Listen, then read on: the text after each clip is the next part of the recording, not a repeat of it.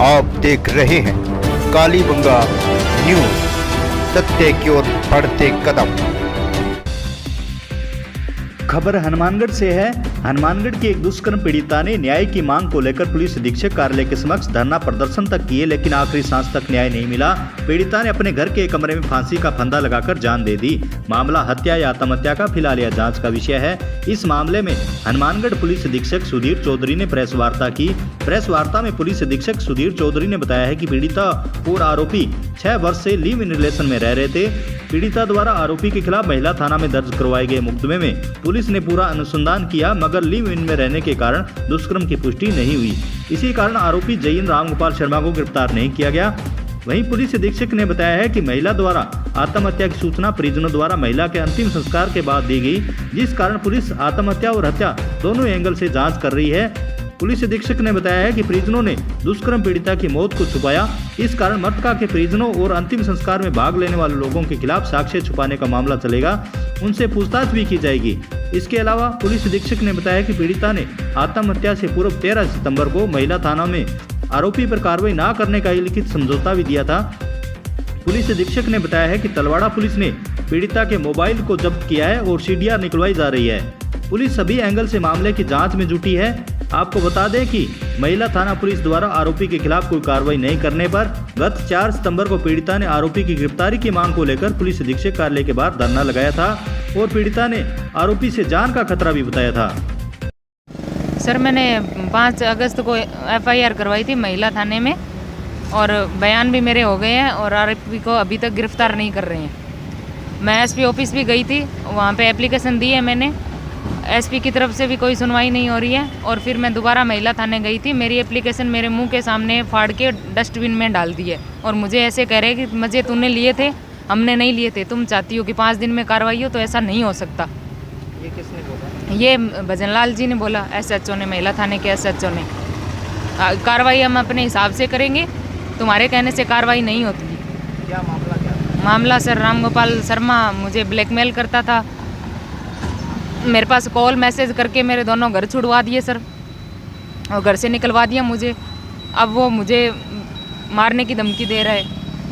लगातार धमकियां मिल रही है? हाँ, धमकियाँ मिल रही है। मेरा घर परिवार को दबाव में ले रखा है, पैसे लेके राजीनामा करने का दबाव बना रहे हैं मेरे पे। मेरी सुनवाई नहीं हो रही है, इसलिए मैं यहाँ आज धरने पे बैठी हूँ। तो क्या मांग कर रहे हैं पुलिस? उसको गिरफ्तार करो सर। तो अगर पुलिस अभी भी कोई कार्रवाई नहीं करेगी तो आगे क्या रहेगा आपका? मैं सीएम हाउस के पास आगे धरना लगाऊंगी। फिर अगर यहाँ मेरी कोई नहीं सुन रहा है तो फिर मैं वहाँ जाके कार्रवाई करूँगी। इस प्रकरण में जैसे ही पुलिस के पास में रिपोर्ट आई, सुसंगत धाराओं में एफआईआर दर्ज की गई, अनुसंधान शुरू किया गया, पीड़िता के बयान हुए, जहाँ जहाँ पे उसने घटना होने का एफआईआर में मेंशन किया था उसका नक्शा मौका बनाया गया, अनुसंधान किया गया।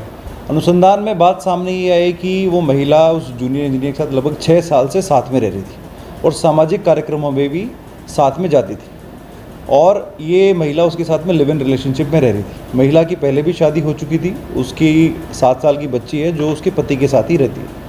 और उसके बाद जो परिवाद मेरे ऑफिस में आया, महिला मेरे पास भी परिवाद देकर के आई थी, तो परिवादी को हमने ढंग से सुना, उसकी बात को समझा। समझने के बाद एडिशनल एसपी सिकाऊ को सुपरवाइज़ करने के लिए कहा, क्योंकि उसका कहीं ना कहीं ये कहना था कि साहब महिला थाना एसएचओ हमारी बात नहीं सुन रहे। उनको बुला के पूछा गया तो उनका कहना ये था कि साहब रात्रि के समय कॉल करते हैं। उनको काउंसलिंग की गई कि आप किसी अधिकारी को रात को कॉल ना करें, कोई इशू अगर आपका है तो महिला एडिशनल एसपी सिकाऊ हैं, आप उनको अपनी बात बताइए। इसमें जो एनजीओ के कुछ लोग हैं उन्होंने भी उसकी काउंसलिंग की। एक दिन वो एसपी ऑफिस के बाहर धरने पर जरूर बैठी थी, उसकी काउंसलिंग की गई और उसको बताया गया कि जो भी आपकी बात है वो हम पूरी सुनेंगे, परंतु जो कार्रवाई होगी वो कानून के अनुसार होगी, ये उसको स्पष्ट बता दिया गया था। और बाद में वो कार्रवाई से संतुष्ट भी हो गई थी। उसने कहा था कि सर जो भी फैक्ट्स आप बताओगे वो हम फाइल पे लेंगे और जो न्याय के अनुसार कार्रवाई है वो उसमें होगी, क्योंकि वो महिला इतने समय से उसके साथ लिव इन में स्वेच्छा से रह रही थी, मकान का किराया भी जूनियर इंजीनियर द्वारा ही दिया जा रहा था। तो ये सारे फैक्ट हमने फाइल पे लिए हैं। जहाँ तक बात है उसकी सुसाइड की सूचना उसके घर वालों ने हमें नहीं दी। जैसे ही सूचना लगभग 8-9 बजे के आसपास मुझे पता चली, एसएचओ को मैंने डायरेक्शन दी कि आप तुरंत जाइए और मौका विजिट कीजिए और जो जहाँ पे घटना हुई है उसको सील कीजिए और कोई भी सबूत मिलता है उसको रिकॉर्ड पे लीजिए। वहाँ पे कोई भी सुसाइड नोट नहीं मिला, परंतु वहाँ पे उसका मोबाइल मिला। मोबाइल को हमने रिकॉर्ड में ले लिया है। सबूत नष्ट करने के जो धाराएं हैं 201 आईपीसी और सुसंगत धाराएं हमने जोड़ दी हैं। उसकी मौत को हम लोग अभी भी उसकी हम जांच कर रहे हैं। अभी तक क्लियर नहीं हुआ है कि सुसाइड है या फिर किसी ने उसकी हत्या की है, क्योंकि बात सामने ये आई है कि उसका जो राजीनामा हो उसमें भी कुछ उसने राशि प्राप्त की थी, तो वो भी कारण हो सकता है। तो हम सभी एंगल से जाँच कर रहे हैं इसकी। और जो महिला जब यहाँ पे आई थी उसका ये कहना था कि साहब मैं उस व्यक्ति के साथ में रहना चाहती हूँ। 6 साल तक लगभग वो मेरे साथ में रहा है और अब वो शादी कर रहा है।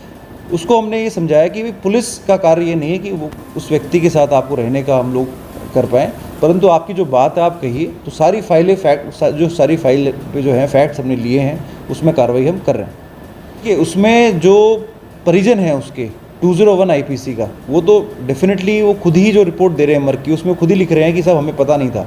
बट कानून की अज्ञानता जो है वो कोई एक्सक्यूज़ नहीं है। उसमें 201 आईपीसी ऐड हमने कर दिया है परिजनों के खिलाफ। और जो भी गांव वाले थे जो उस दाह संस्कार में शामिल थे, उसमें ससुराल पक्ष भी उसका आया है, उनकी भी सहमति थी। परिजनों का कहना ये है कि जब हमें पता चला तो हमने उसके ससुराल वालों को भी इन्फॉर्म किया, गाँव के मौजूद लोगों को भी इन्फॉर्म किया। अब वो हमें वहाँ पे पंखे पे चुन्नी टंगी हुई सारी मिली है, उसकी फ़ोटोग्राफी हमने कराई है, उस कमरे को भी पूरा हमने खंगाला है। फ़ोन के अलावा ऐसी कोई आपत्तिजनक चीज़ नहीं मिली, बट हम सभी एंगलों पे जांच कर रहे हैं।